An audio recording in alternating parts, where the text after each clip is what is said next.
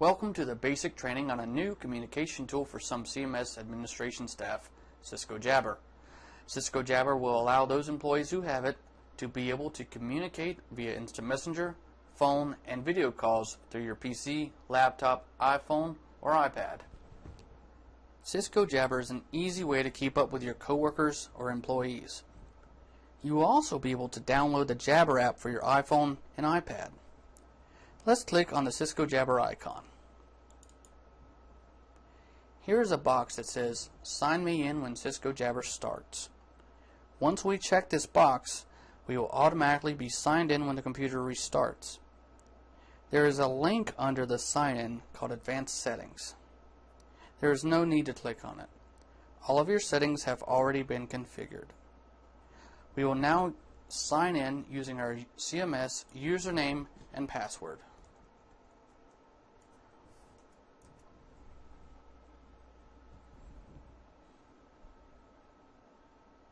When Jabber first opens, we can see that it doesn't cover the entire screen. At the top left, you can see your name and your availability status.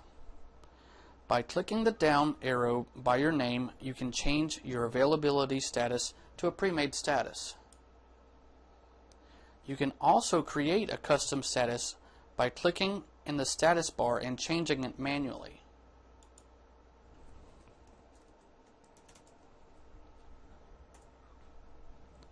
This status has now become a status you can choose later.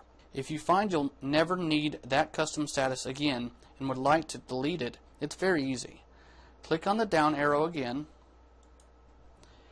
and then click Delete Custom Statuses. As you can see, after we've now clicked the status menu, the custom statuses are gone. The next piece that we notice is the search or call bar.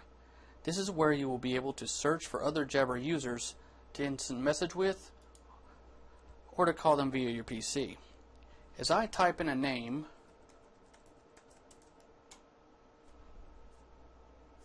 you'll notice that other contacts will automatically come up. As I've clicked on the person we want to communicate with, we'll see a bubble and a phone icon.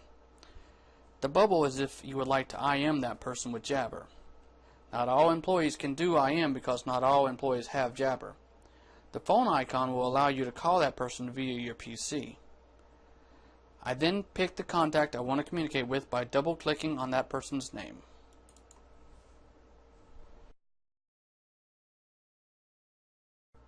Now that we've checked on the person we would like to communicate with, we are able to instant message with them in the space provided.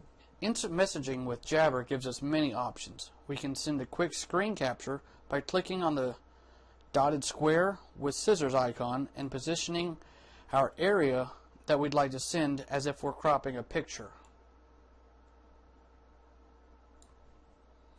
And hit enter. And this automatically shows up on the other person's instant message.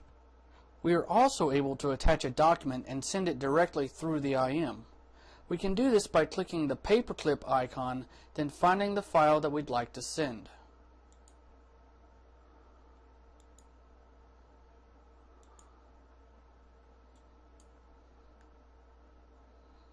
The other person would then have to accept the document. Of course, there are emoticons for those of us that like to use them. Right here. With those, we can pick a smiley face, a frowny face, or even just a angry face. The T icon is where you can edit your text. Edit your text as in bold, italic, underline, font size, and font. By clicking on the T again, it goes away. Beside the T icon is the Add Participants button for a group text or even a group IM meeting. In the search directory bar, you would be able to locate contacts that you would wish to join if they are able. The next icon is to show the chat separate from others if desired. A convenient option that the Instant Messenger has is if you are doing a one-on-one IM with someone, you can share your screen by clicking the More button here and then Share Screen button. The person that you would like to share your screen with will need to accept your share. Beside the More button is the Open Options for Audio button.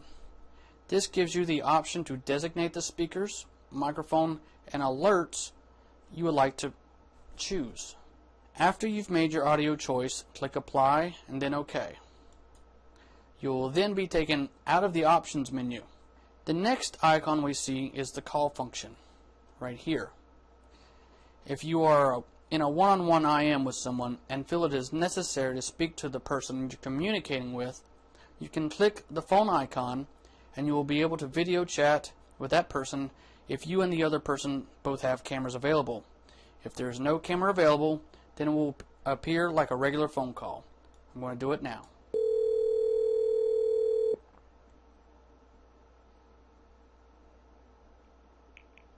As you can see, the camera on both ends are visible. Mine is visible to the person I'm communicating with, and the person that I'm communicating camera is visible to me.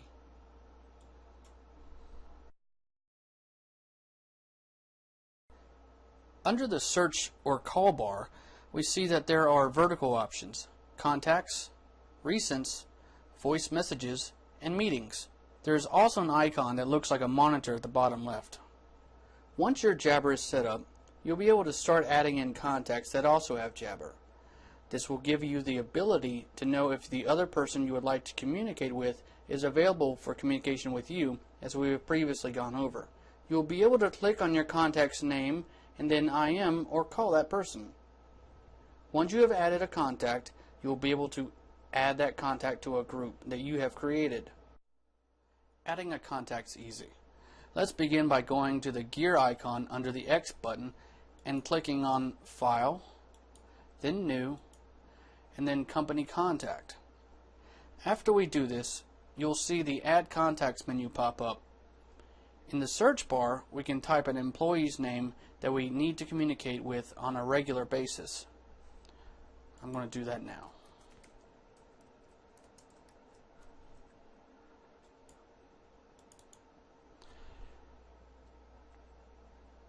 We then find who we're looking for. At this point, we can either add them to an existing group that we've created or create a new one. Where it says Add To, I'm going to add her to my IS&S group and hit Add. If we want to make a new group for contacts, before we add in the contacts, we need to go through almost the same process as we did before for adding in a new contact. We'll go to the gear, hit File, hit New, and then hit Group. It then gives us the option to name our group. I'm just going to call it New Group. And then Create, and there you can see the new group is in your bin.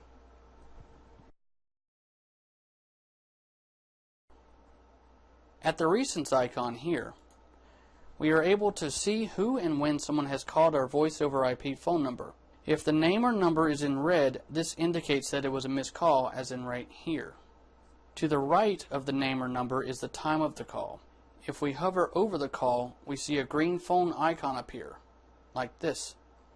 This indicates that we can call back using our PC.